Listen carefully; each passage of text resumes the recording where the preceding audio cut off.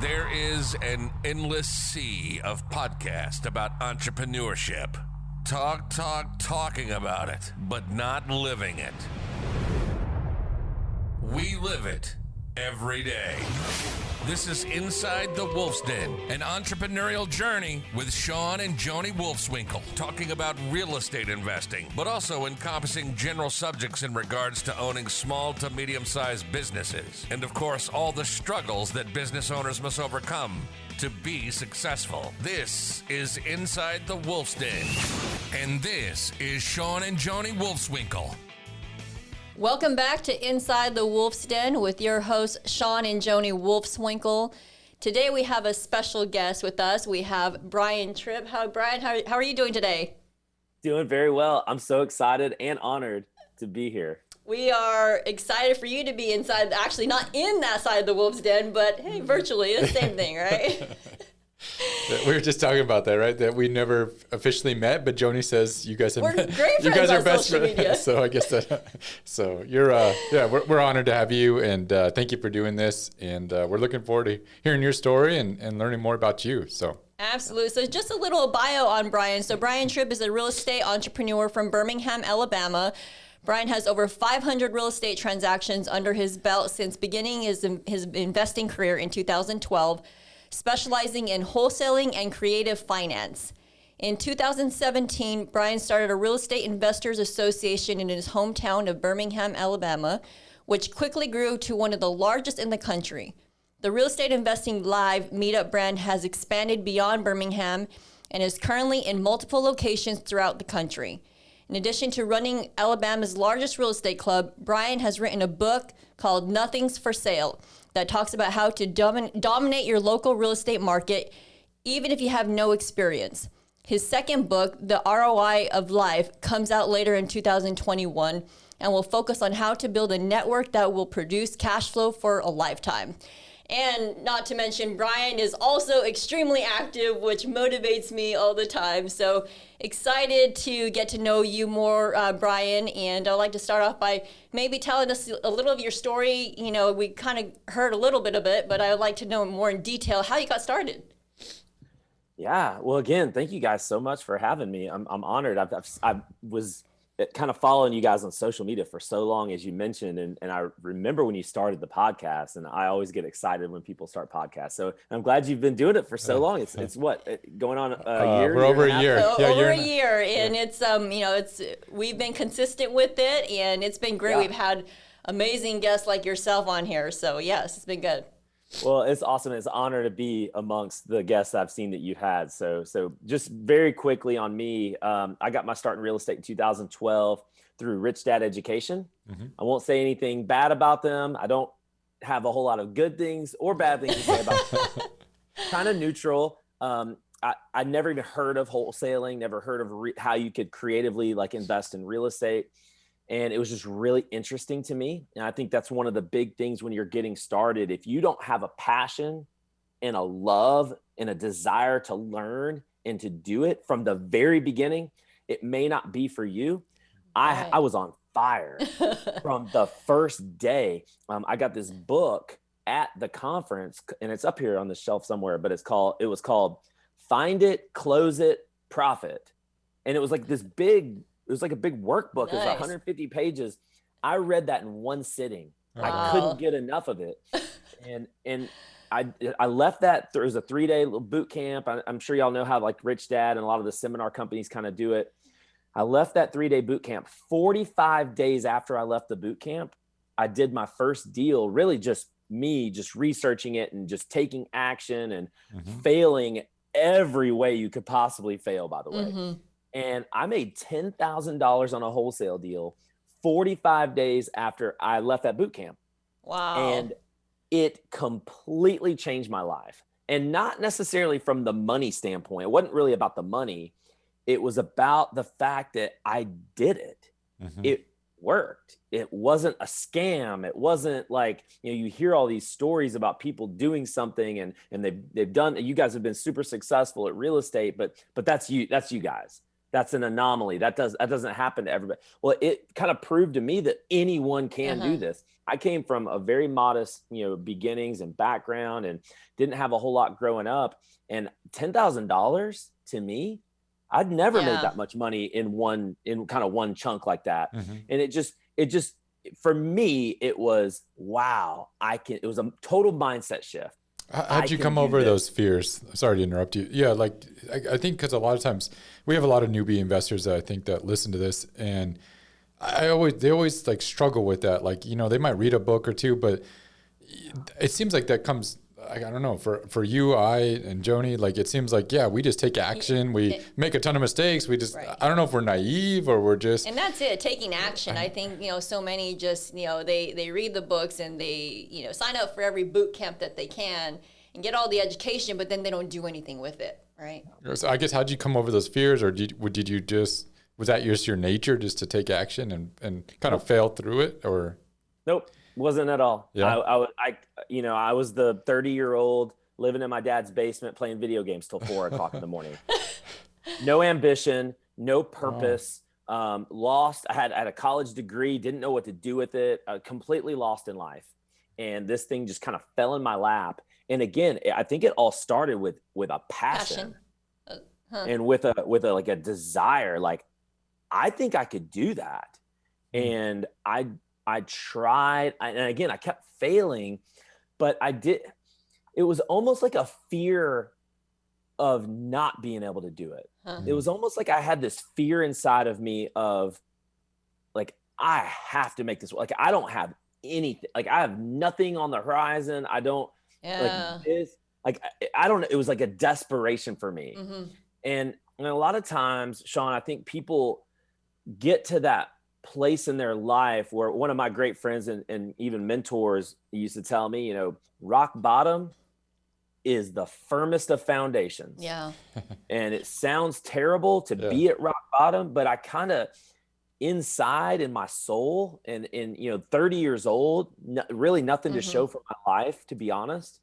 I felt that. I felt like I was at a rock bottom situation in my life, where it's like, this thing seems viable. I'm going to give it a real chance.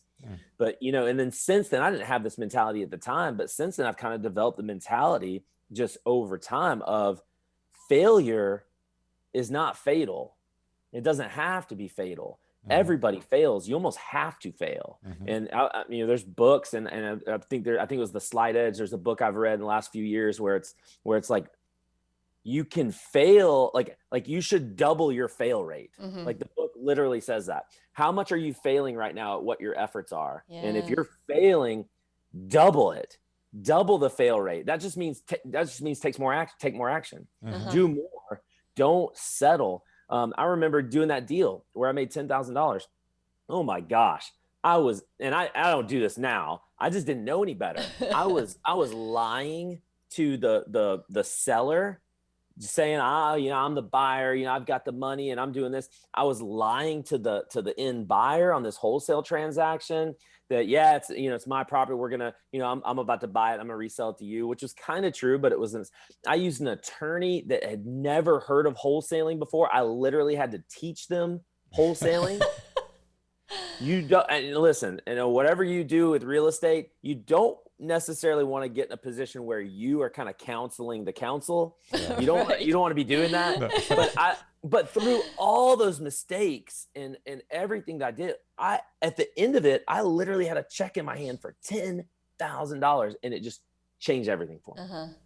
So where'd you parlay, I guess, into that? What were the next steps, or where'd you grow from it? The very next, well, I was a college basketball coach at the time. So I won't say I wasn't doing anything. Like, I went back to school. I was getting my master's degree in education. I kind of felt like I was getting a little bit ambition at the time. And I actually credit, I was a graduate assistant at UAB, University of Alabama, Birmingham.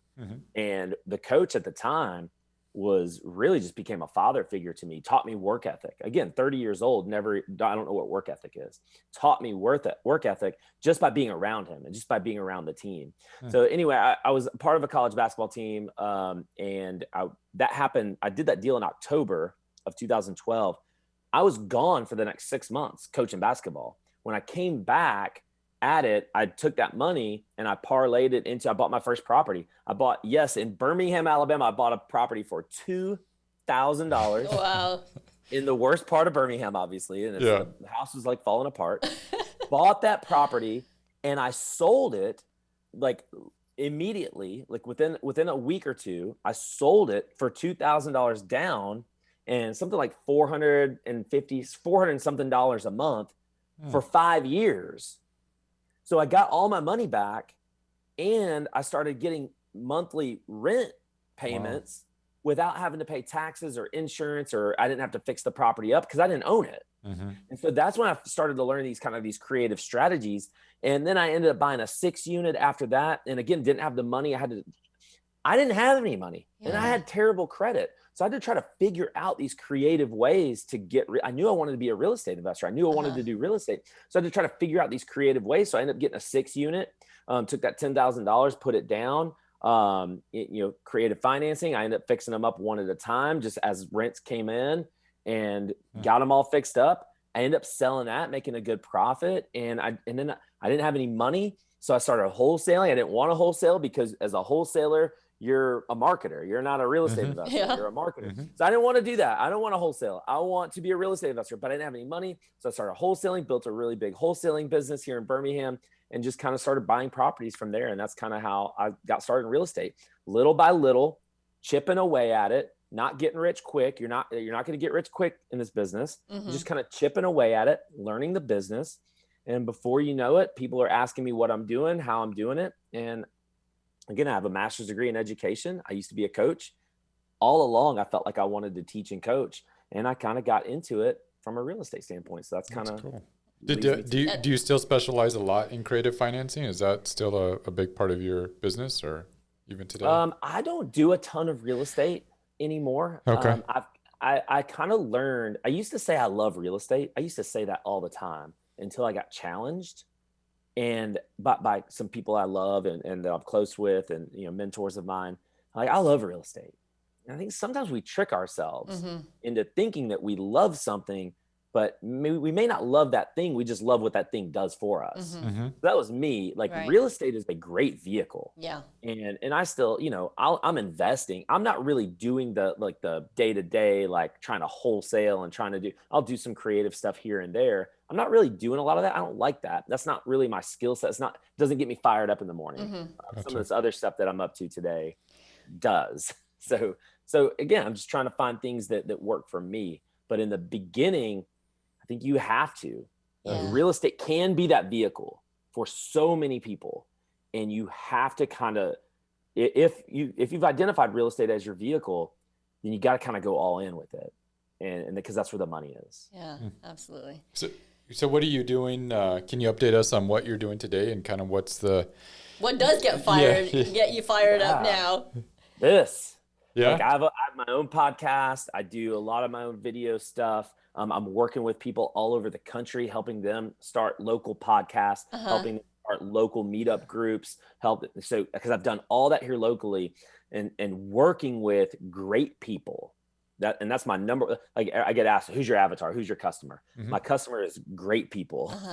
I only want to work with people that I want to work with, because I've learned that lesson.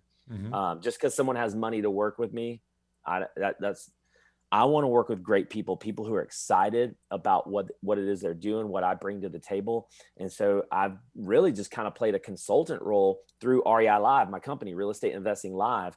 We are, you mentioned it, Joni, in the beginning, we're a series of kind of meetup groups, is an easy way to put it. But really, it's a marketing engine for a local investor who's probably already has experienced some success as a local investor and wants to become an authority figure in their marketplace, wants to really just become a celebrity in their marketplace, because we've seen what marketing can do. Right. We've seen the Grant Cardones literally come out of nowhere. We've seen people come out of absolutely nowhere through Gary Vaynerchuk, some people that have just come out of where'd they come from?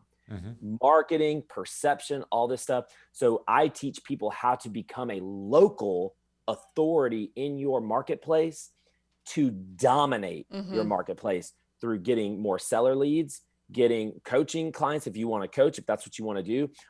And we do all this by helping you establish a meetup group, which I think is hands down one of the easiest and fastest ways to become an authority figure in your marketplace. Yeah. Having a podcast, you guys have a podcast you've experienced over the past year plus, right. What having a podcast can do for you, the networking opportunities that comes with it, just being on a call with me and all these other incredible folks that you maybe never met, heard about, but you're learning about them, and you're learning how can we collaborate. So starting a local podcast, I think it's great to have a national one if that's what you want to do. But local podcasts, no one's doing it. And there's so much power in it because it's leading to deals organically. And you're not having to spend tens of thousands of dollars on marketing anymore. It's leading to coaching students. It's leading to authority. That's awesome. Helping you write a book if that's what you want to do. Helping you do all these, create this search engine storm around you and your local area where someone searches real estate investing in Houston or in Birmingham or wherever you are coming up, you're popping up, and they're getting plugged into what it is that you guys have to offer. That's great. We all have a genius, and I can already tell what your genius is networking and connecting with people. So you talk about how you got started in real estate, but how did you know this is what you wanted in your whole networking and connecting with people? I didn't.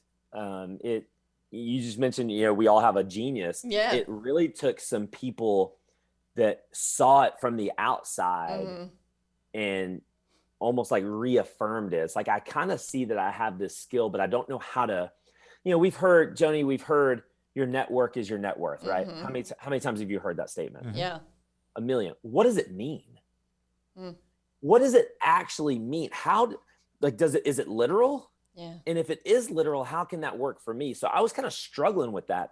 I have a big network. I feel like I am good with people, but how do I turn that into money? Not that I want to monetize every relationship I'm in, but I do, if I'm going to spend all this time doing this thing, how can it monetize without it, me sounding salesy or slimy or something like that. So I've spent the last 3 or 4 years developing, what is, you mentioned it earlier, the ROI of life. People are the ROI of life. How can you get a return on the investment that you're putting into people?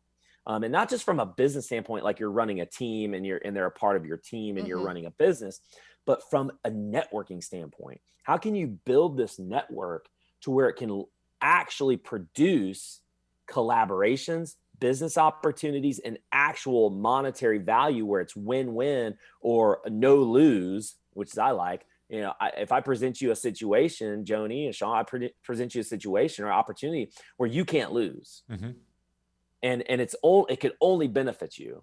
You're probably going to, especially if it's not going to cost you any time or money, you're probably going to take me up on that.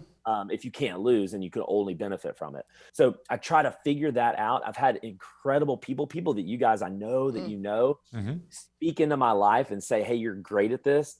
How can we develop this? Yeah. And I've spent the last 4 years developing it. That's awesome. That's great. I think it's something that you don't, when you're younger, I just don't feel like you see that, and it's hard for, when you're younger, you think it's like there's a secret sauce, and they're always looking for this secret marketing thing that's going to work. And the older I've gotten, the more and more, like what you're saying, the networks and the relationships that you're building over time are so much more important and vital. And in the last 5 years for Joni and I, it's been all about these relationships and connections, that things that have a good example. For instance, we during the pandemic, right around when we started this podcast, we had a competitor in town that sold their company, and we used to go head to head with them. I didn't like them because they were competitors. Not that I didn't like them as people, just you're you're competitive. Yeah. At times they were beating us, and you don't like to get beat. And so, but anyways, they sold, and they owned a VA business. Well, after they had sold the company, we became friends with the owners, and we started hanging out together. What turns out, hey, have this VA company. we need to get rid of it and sell it. We established it, we built it. It's running, and so we bought it from them. But that's an example of like how even somebody that was a competitor but you develop that relationship and things just pop out of that. And there's continued business that have come out of those relationships just with that competitor. But what I'm getting at is a lot of things that we've had in our plate recently have all been just from connections and things that you don't even see. You can't even, but you nurture those relationships. And it's not like I'm trying to, like you said, monetize all these relationships. It's just, they come naturally and very, I love it. Yeah. And I don't think we've really talked a lot about that on this show. So I'm glad you're bringing it up. But I wanted to go back to the local authority thing that you had mentioned. How did you, did that just develop when you became that? Did it something that you just were building and you're like, holy, this is working and I am becoming an expert in something, or did you plan that out? And then how did you know, okay, I can start teaching this and growing it with others? Yeah, no, that's an awesome question. I want to just kind of give you an example. In 2020, the whole entire year, pandemic year, a lot of stuff happened to me personally, my personal life. In 2020, I would sit here and look you in the eye and say, I really didn't work in the entire year. I didn't work. You mentioned it, you've seen me hiking, you've seen me travel every day stuff, and I really didn't work. But I'll also tell you in the same breath that I did 6 figures wholesaling in 2020 without even doing anything, hardly at all. Like text messages, emails, because of the celebrity and the authority that I had spent years building up, people literally bringing deals to me. And I'm just connecting dots between, buyer and seller, and I'm connecting dots. And I send a couple of text messages, send a couple of emails, a wire shows up in my account. So these are the types of things that over time can't happen overnight, over time happen naturally when you start to put yourself out there and position yourself as the local authority. And again, all the things I already mentioned, just hosting a meetup group, just being the person in the front of the room. I wasn't even the speaker, hardly ever. I was the host. I brought in incredible speakers and attracted a group, attracted a crowd. Yeah, I started coaching one-on-one. I did some of that, didn't really love it. But I had a podcast, kept bringing in leads. My point is, you hear all these successful real estate investors and all the deals that they do, but they don't talk about how much money in marketing they had to spend to do all those. Yeah. Whether they're flipping houses, they're wholesaling, they're whatever it is. How much money are they spending to get these deals? Usually how much money more am I than they're spending? making. Yeah. They don't talk about it though. Usually they're spending more than that's usually what's coming in a lot of cases. Yeah. But in a case like you become the authority figure in your marketplace and you're number one on Google organically for all this we buy houses keywords, all the just real estate investing, real estate investor associations, all these keywords that lead to you type in my name right now and the slew of stuff comes up, and it's just content. I'm not trying to do it necessarily. I am now, but I wasn't really trying to do it. But this just massive amounts of authority building information comes up. These 400 plus YouTube videos that I have on my YouTube channel, our podcast that is run, we're on episode, 170 or whatever it is. All this stuff, the meetup, the bigger pockets where I come up through that. I've been on other people's podcasts. I'm still like, you search my name, I think Epic Real Estate, Matt Terrio. I'm like that, like Joe McCall's podcast. I'm like way up there just from being on other people's podcasts. All this authority building. No, Shawn, to answer your question, I did not do this on purpose. I was not trying to do this. It happened. I just saw it and I lived it. And it's like, wow, well, there's this person over here in Atlanta that I got to know pretty well. He's interested in doing what I did, so I helped him. There's a person over in Columbia, South Carolina. Now he's doing it. Now all of a sudden we're in Orlando, we're in Sarasota. We have our home base here in Birmingham. We're opening up other branches of ROI Live as we speak. So it just kind of happened organically and naturally. And folks are crushing it just by following some very simple, guidance from someone that's been there before them. That is awesome. I love what you're doing. Hey, that's how I got to know you. Like, it works, right?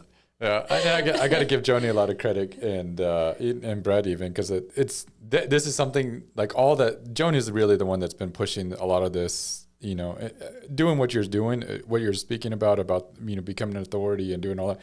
Because if it was up to me, I'd probably be hiding still by myself somewhere. But you have to put yourself out there, you know. Yeah, so she's been great at that. But that's awesome. And the other thing I wanted to mention too is like building. Once you've built it, it does take time, right? And I think that's what, especially younger generation, they want it now. And it's like, well, it's not going to happen now. It's going to take time to develop all that. But once you've built it, it's something that just continues, right? I mean, you don't have to keep spending that marketing money. You probably profit a lot more because you're spending less on marketing and more. It's just all these relationship connections. So. Yeah. It's patience plus consistency. That's the formula for this whole thing. Be patient and be consistent with your actions. You're talking about you've been consistent for over a year with your podcast. Don't let there be 2 weeks that go by. If it comes out every week, make sure it comes out on the same time, same day, every single week, and be consistent and patient. You're right. With all your actions. Absolutely. Yeah. Well, I was going to ask you this next question, but we already know the answer to it kind of because you're working smarter. So how do you balance work life and family life? Well, we know you work smarter. You don't work, but no. I hit a wall. And Shawn, you mentioned something earlier about, no one really, it's like kind of like the microwave society. You've mentioned that a couple of times. Everybody kind of wants it now. And maybe when you get started, you think it's get rich quick, and it's not at all. You have to be strategic. That's something I had to learn. As far as like the work-life balance goes, that's something I've unfortunately had to learn the hard way. And I was the guy who was working 80, 90, and a few weeks in a row, 100 hours a week, trying to build a massive wholesale company here locally, building what it wasn't REI, it hasn't always been REI Live, but building our meetup, building our RIA here in Birmingham to what it became. Coaching, I was doing one-on-one coaching, charging a lot of money for people to work with me one-on-one. But when you charge a lot of money, guess what? Sounds good on the front end, but on the back end, they pretty much own you. I became a slave to my businesses because I was kind of stretched so thin with what I was doing. I was doing so much and I was so deep with everything I was doing. I was working crazy hours, was hardly ever at home. And, my wife came up to me one day and said, "Brian, I don't like being married to you anymore." And that happened in late 2018. I spent the whole entire year of 2019 trying to fix that the best I could. I didn't really know what that meant. Well, a year later, she files for divorce. And I don't mean to make this, a super heavy, kind of answer, but I think there's a lot of people out there that need to hear this. And, I kind of went, I took about a year and a half off trying to figure out what just happened, because everything I was doing for her. I was doing for my family. I was doing for my kids. I was doing it for them. That's what I thought. Yeah.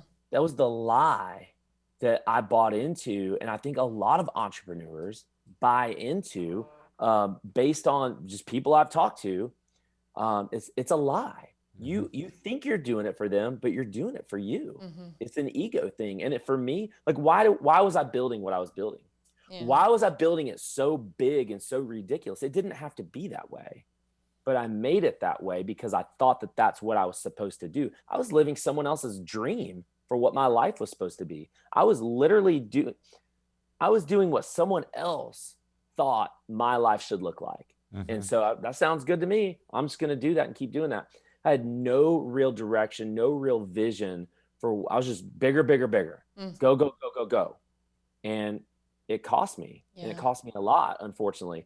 But the lesson there is, and by the way, I had people in my corner telling me, "Brian, slow down. Brian, stop. What do you do?" I had people in my corner. I was surrounded by people who loved me and was telling me the truth. I could not hear it. I was not in a position to receive that. And, all this hiking, all this stuff, I've been trying to like meditate and trying to understand myself and trying to understand who I am, what I want. And that's a big one. A lot of people know what they want. What do you want? Why do you want it? And is it, who are you doing it for? Are you doing it for you? If you are, just be honest with yourself. Or are you doing it for others? So I've had to learn all these lessons. And now, you see me, I'm working 10, 15, 20 hours a week, super, super incredibly active in my kids' lives. Not that I was always at everything. I never missed anything, but I was just gone every other time. But now I'm in the PTA.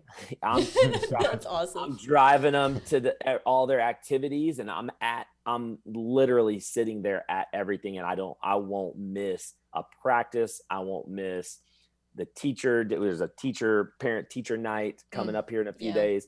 I don't miss anything. And I've just kind of recalibrated and refocused to what do I want and what is most important, and how can I build a business to support my lifestyle and support what I want to do. So that I'm asking different questions. And I think, Shawn, this is interesting too.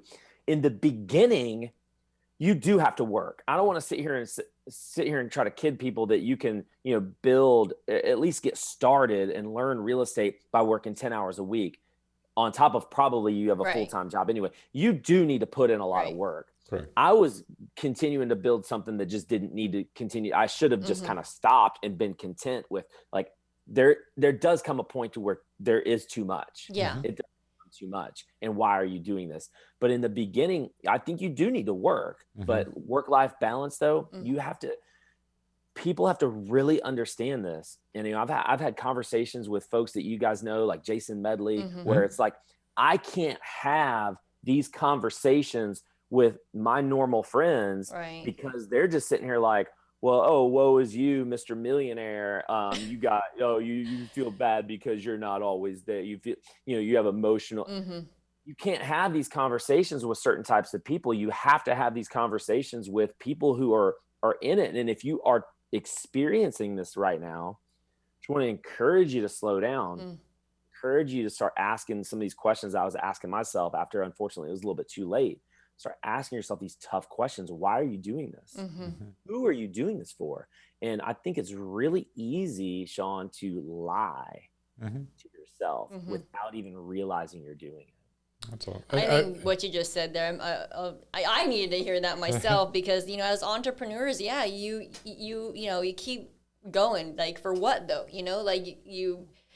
The next big thing. And, but I think a lot of us need to hear that. Like, we need to just slow down.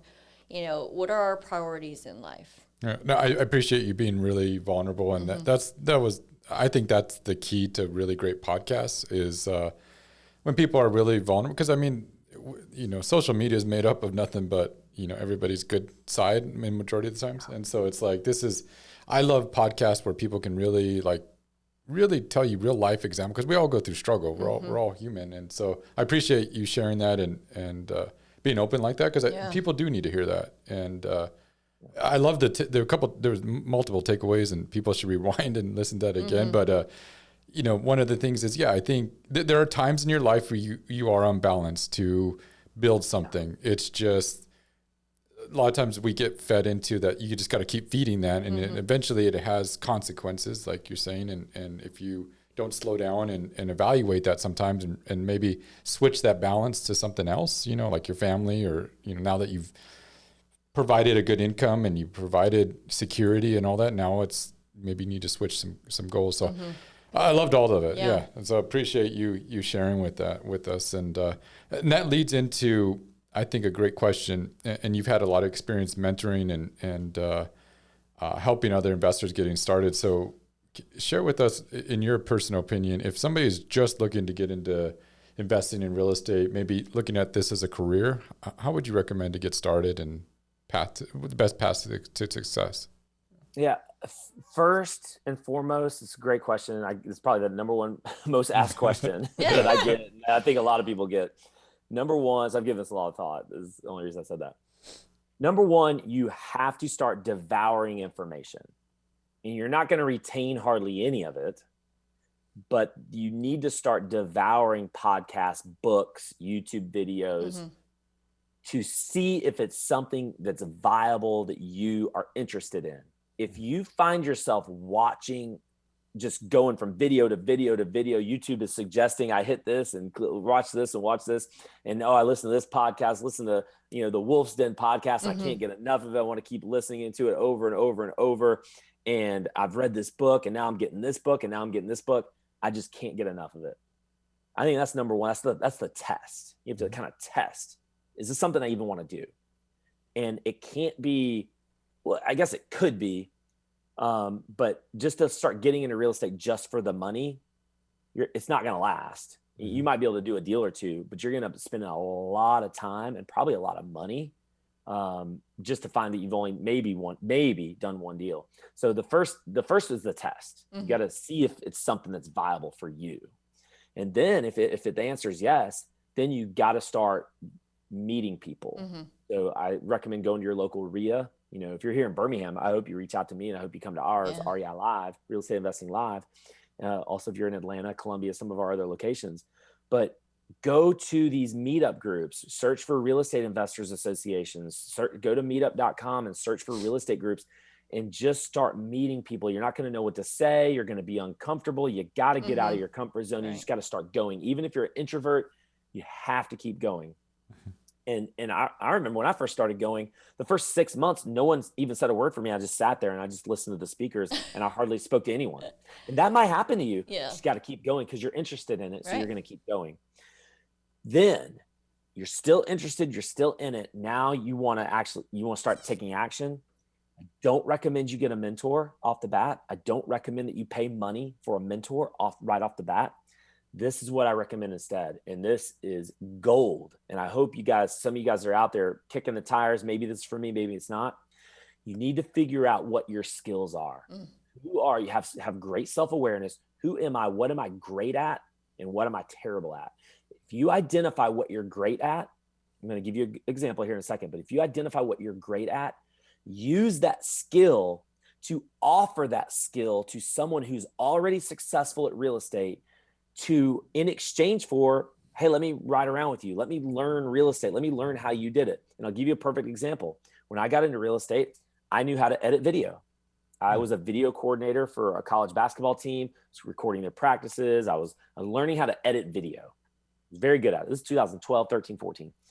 I ended up asking the biggest fix and flipper probably in the country, but definitely in Birmingham, asked him, hey, you mind if I ride around with you for a day or two and see what you're up to? That's cool. And by the way, I'll record it and I'll create some videos for you that you could use for your marketing. I'm sure you're going to get some deals from it. He was a little reluctant and had to kind of sell him on it because no one's doing content really. No one's doing a lot of this stuff at the time. So I kind of had to sell. He liked me. This is where, likability kind of comes into play. People do business with people that they like. And so he agreed to it, rode around a little bit. I was asking him questions almost. I have a journalism degree, by the way. I was asking him questions on camera. I'm just on my phone, asking him questions that I would want to know the answers to as someone who's trying to learn how to flip houses, that I'm sure other people are going to have these questions too. So I ended up making a 7-part video series from just riding around for one day with this guy. His business that year, no lie, his business doubled that year. And he attributes a lot of it, not all of it. He's super talented. He's great at what he does. He attributes a lot of that to me putting these videos out about him. And it was a super win-win. It gave me authority because I associate, and this is another way to get authority in your local marketplace. I was able to associate with the biggest name. My name was associated with the biggest name in our marketplace. Imagine Shawn, Joni, imagine getting Robert Kiyosaki on your podcast. What would that do for you to be associated with someone that has that name? Correct. So this is where association now comes into play with another way to build your authority. Sorry, going back to a different question. But how do you get started in real estate? You need to devour information first and foremost, see if you like it. You need to start meeting people and start networking, start learning kind of the language and learning just real estate in general. And then you need to try to get mentorship for free in the beginning if you can, and then try to do a deal on your own. And then, because then once you've done a deal on your own, now everything changes. One deal changes everything, because the belief, the mindset, all that changes. And now I know, as a new person, first of all, I know how to do it, kind of. I'm not asking kind of newbie questions. I kind of know how to do it at least a little bit.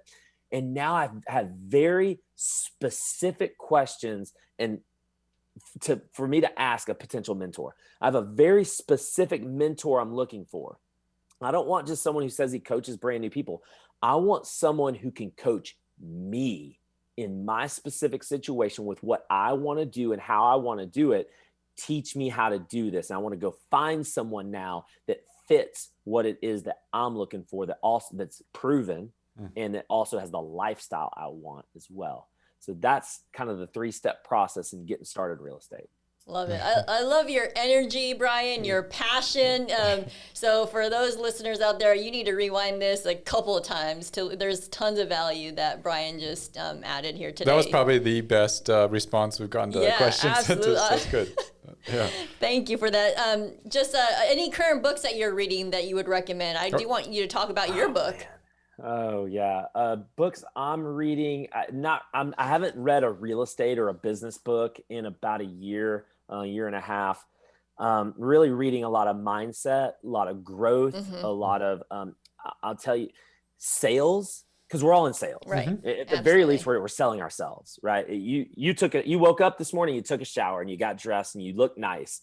That is sales. You're selling yourself, right? You're right. So we're all in sales. Yes. Okay.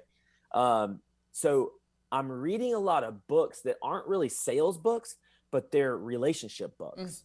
Like how to be better at relationships, because this is, like a lot of businesses, this is a people business. Absolutely. And it goes back to networking. Your network is your net worth.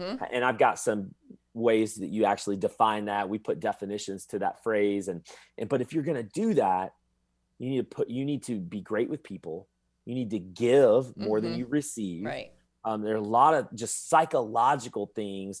Books even like the 5 love languages, a simple, like old book that is, it's a psychological book on how to treat people and how others want to be treated. And when you treat people the way they want to be treated, they are going to be a lot more open to laws of like reciprocity. I give to you, you're going to feel kind of guilted into doing something back in return for me. And by the way, studies have shown when you do something for someone, this is proven studies. If I were to give you a gift or whatever your love language is, if you want time or whatever, whatever if I give that to you, studies have shown that you will reciprocate.